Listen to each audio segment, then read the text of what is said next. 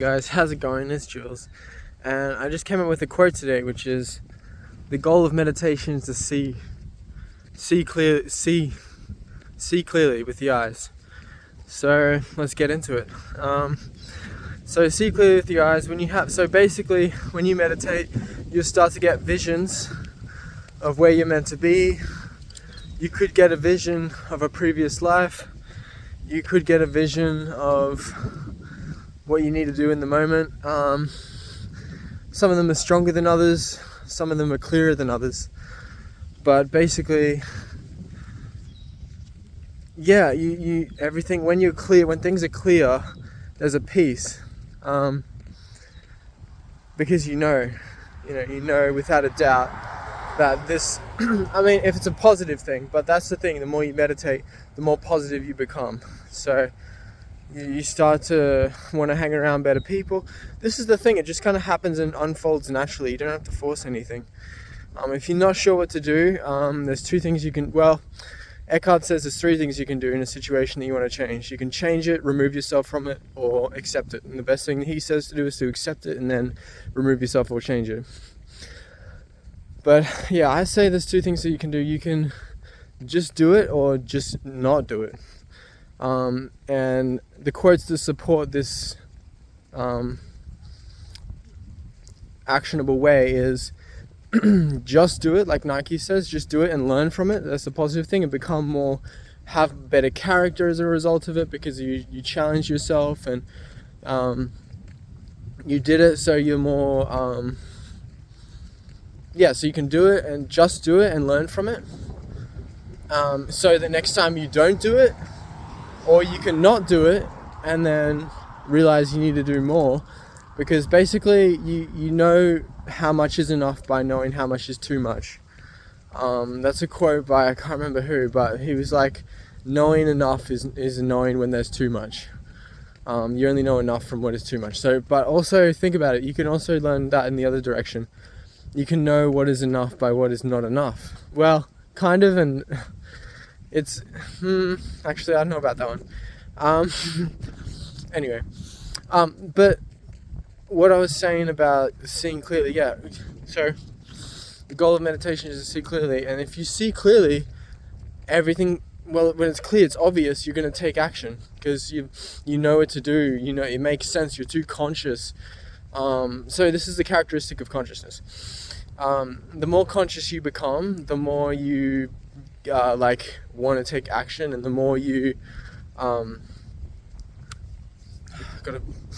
something in my nose, need to get rid of it, excuse me.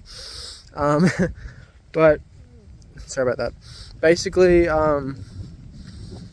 the more you meditate, what was I saying? I lost my train of thought. But okay, I'll bring it back to seeing clearly. So seeing clearly, you're gonna actually take action. So the more conscious you become, a characteristic of consciousness is action, and conscious action. Like, you can't help but act. You can't help but say that nice thing. You can't help but be kind. You can't help but eat healthy. You can't help but work out. You can't help but learn from your mistakes. You can't help but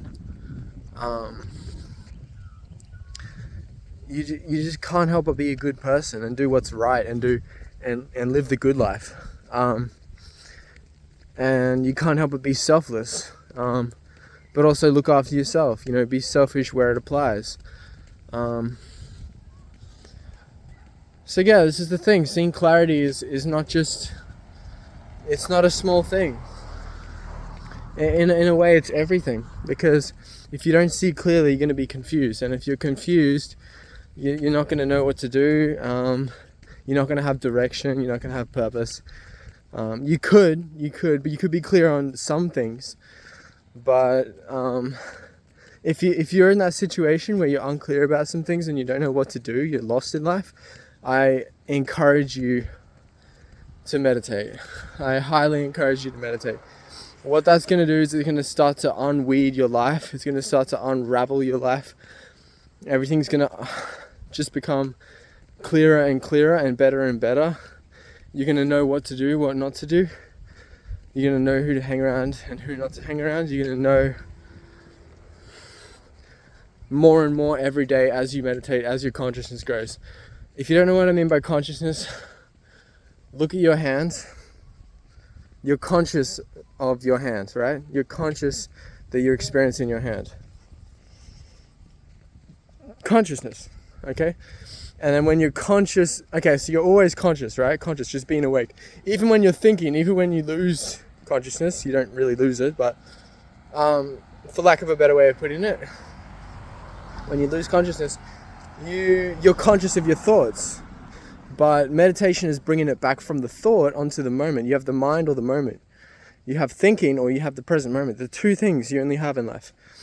So the more you put, and you can, and then there's more to it than that. But like there's things within thought and there's things within the moment that you can kind of like,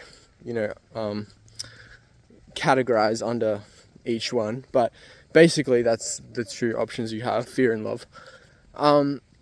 Fear is mind, love is moment. And love is a state of consciousness. So the more you meditate, the more you're going to love. And that's pretty much the purpose of life. It's a race / contest to see who can love who more, is what Leo said when he was on psychedelics.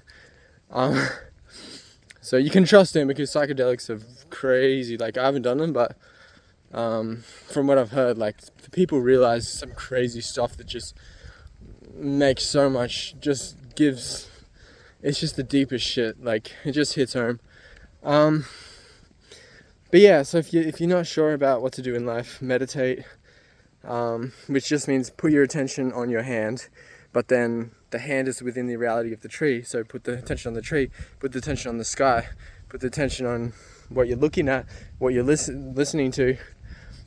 Your sight and sound are the two most obvious sense perceptions to use to raise your consciousness. But breathing is also really powerful, but you can get caught about thinking about your breathing.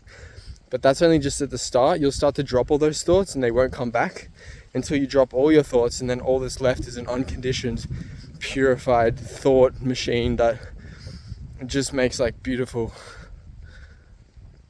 thoughts that are new and fresh and don't cause suffering. So anyway, I hope you enjoyed this one, guys. Have a good one. Peace.